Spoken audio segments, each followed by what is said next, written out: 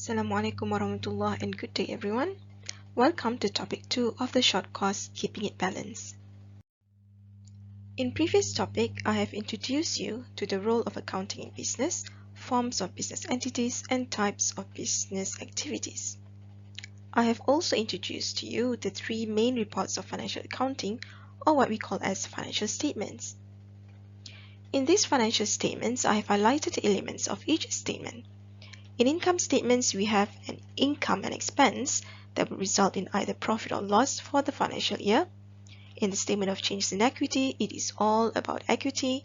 And in the balance sheet or statement of financial position for corporation, we have assets, liabilities, and equity. So basically, we have 5 groups of items in these financial statements, namely assets, liabilities, equity, income, and expense. In this video, we will briefly discuss these 5 elements of financial statements.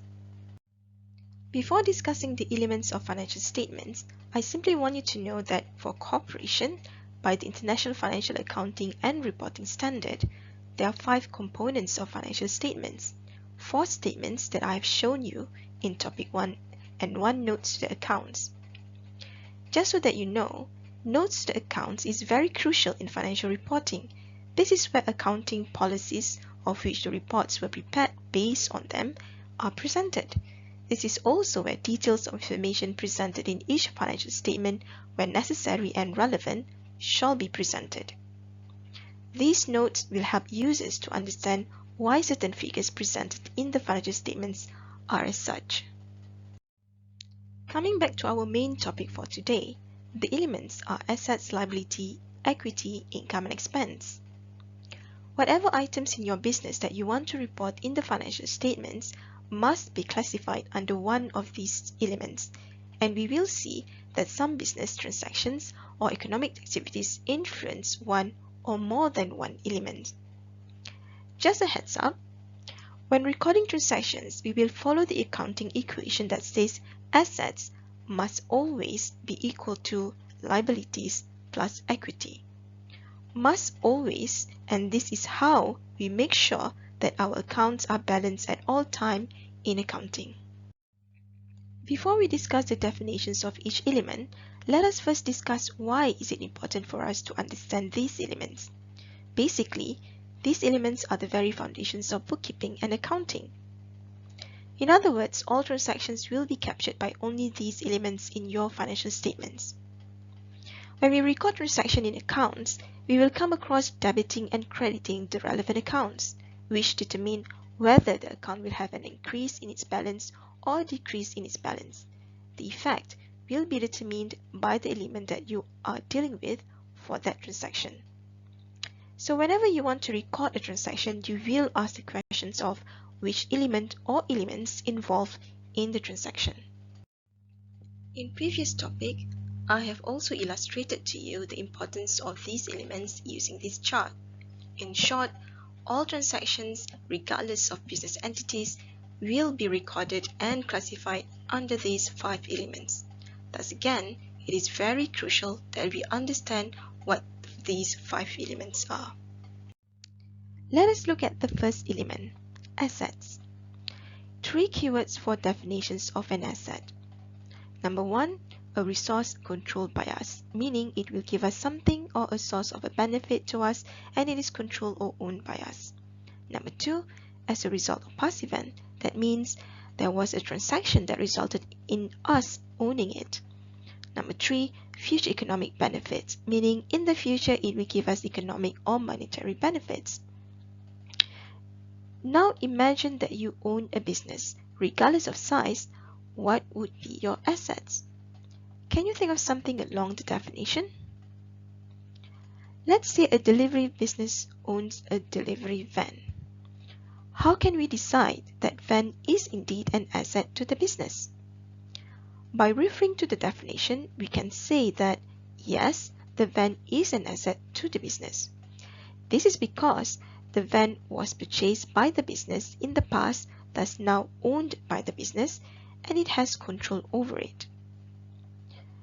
And the use of the van, that is to provide delivery services to customers, will earn the business some money, and that is the economic benefit. So we can safely say that the delivery van is an asset to that business. Assets can be further classified into two: current assets and non-current assets. Current assets are assets that are expected to be realized in cash or consumed within a year or less through normal operations of the business. Non-current assets are tangible assets used in the business that are of a permanent or relatively fixed nature, and usually will be utilized or used or have a lifetime or useful life of more than 1 year. Generally, assets are tangible, meaning we can touch them because they have physical forms. However, there is another type of asset known as intangible asset, which has no physical form, and it presents legal rights and relationships beneficial to their owner, like patents, copyrights, trademark, and goodwill. For definitions of liabilities, we have 3 keywords too.